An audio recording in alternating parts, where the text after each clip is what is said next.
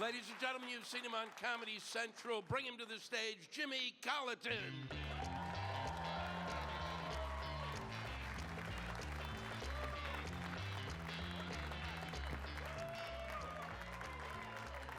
Thank you very much. How we all doing? Good? Very nice to be here. I'm a married man. We have some married people here? Yeah, good. Married 19 years, and it is still good. Don't get me wrong, it's just a little different. And if you're married for a few years, you know what I'm talking about. Like, we first got married, my wife would say things like this to me: "I love when you lie right next to me and we're sleeping, and I can feel your heartbeat." That was like 18 and a half years ago. The other night she turned, she goes, "Can you roll over? You're breathing right on top of me." It's disgusting, it's going right on my neck. Roll over. Who sleeps with their mouth that wide open? It's gross. Shut your mouth while you're sleeping. How are you gonna feel my heartbeat if I roll over? I could care less, just roll over. I could pass away in the night, you wouldn't even know about it. I'll live with myself, roll over. Actually, go brush your teeth and roll over. I always notice everyone is looking for their soulmates. I've been married 19 years, realized my soul, not that important anymore. You can golf a lot more without a soul. I never really liked that saying. It makes it sound like your marriage is this magical thing where nothing will ever go wrong if you marry your soulmate. Be like, "Honey, did you take both sets of car keys to work today?" How could I be mad at you? You're my soulmate!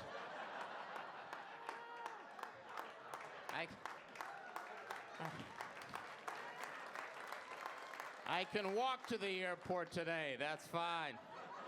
Oh, I love you too. No, you hang up first.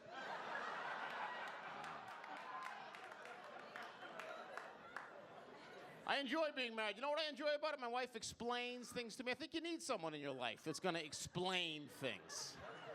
Last thing she helped me out with was Facebook. I was not on it. I don't know if you know this. People get mad at you when they find out you're not involved in Facebook. Huh? You are not on Facebook? Oh, you need to get on Facebook.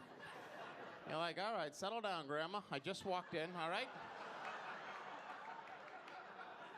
So I got on, I was on for a couple weeks, and I go to my wife, I go, I don't get this. I don't get it at all. She goes, "Oh, you know why you don't get Facebook? You don't care about other people." And she's exactly right.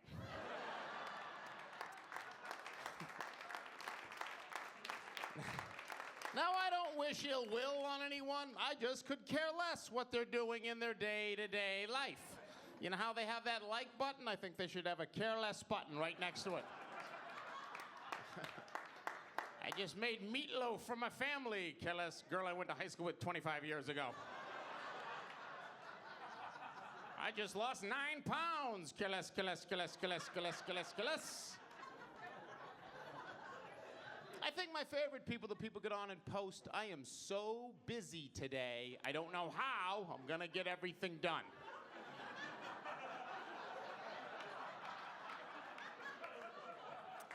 I am not a life coach by any means. But I'm guessing if you get off the computer, shit's gonna start happening for you.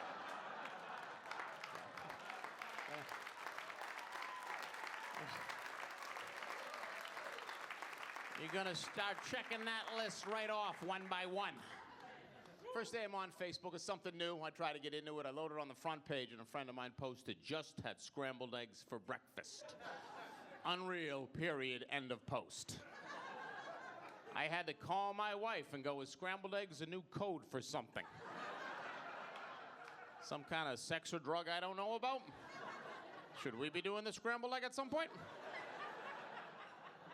She was like, "No, I think he's just letting you know he had scrambled eggs for breakfast."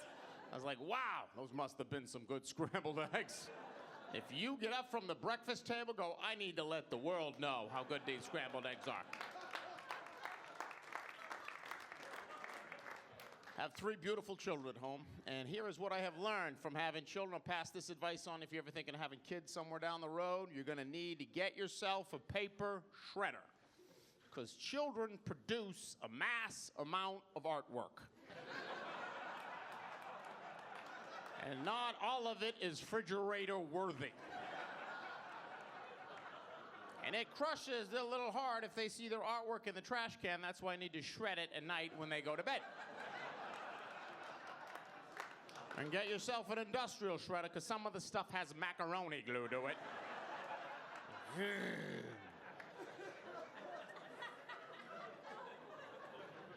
I got to travel with this job, and that's the hardest thing. I miss things with my kids. I feel really bad about it. I remember my second little girl started playing basketball for the first time. I was on the road. My wife called. She goes, "You missed Samantha's basketball game today." I said, "Oh, that's right. How did they do?" She goes, "Well, they lost 2-1. I hope you videotaped that game, honey.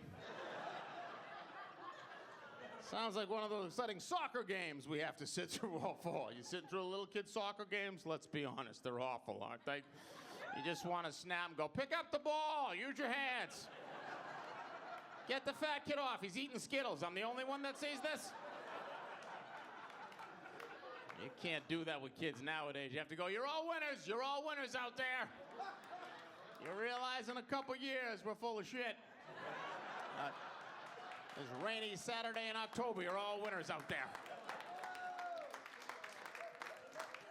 I was signing my girls up to play soccer this year. The guy that runs the league, he was there. He pulled me aside. He said, "Hey, can you help it out and do some coaching this year?" I said, "You know what? I drank a lot on the weekends. And I am not a big fan of soccer." I don't think that's a good mix for anyone, really. Then he turned to me and goes, "Well, can you help us out and do some lines?" I was like, whoa.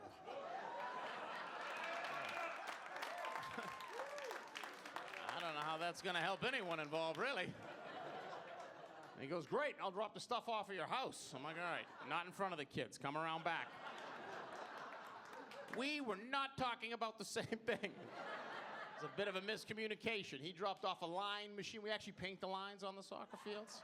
That's what I had volunteered to do. I now had 3 fields in my town I was in charge of.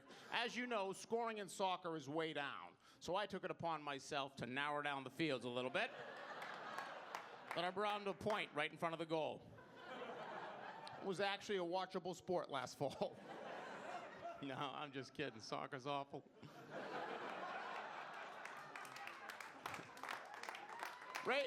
Raising kids is hard. My son forgot his lunch last week. I got to bring it down to school, 8:15 in the morning. I go walking in. I said, "I have Joe Colliton's lunch." Lady behind the counter goes, "What is his teacher's name?" I said, "Oh, I have 3 kids. They seem to rotate a new teacher every year. I'm going to go out on a limb and say, I have no idea who his teacher is." I was kind of hoping someone here would have that information for me. Listen, I'm not going to lie to you. I don't even care if the kid gets the lunch, okay? You can eat the lunch, she can eat the lunch, someone can eat the lunch. All I know is I can't bring this brown bag back to the angry woman who sent me down here at 8:50 in the morning to drop it off.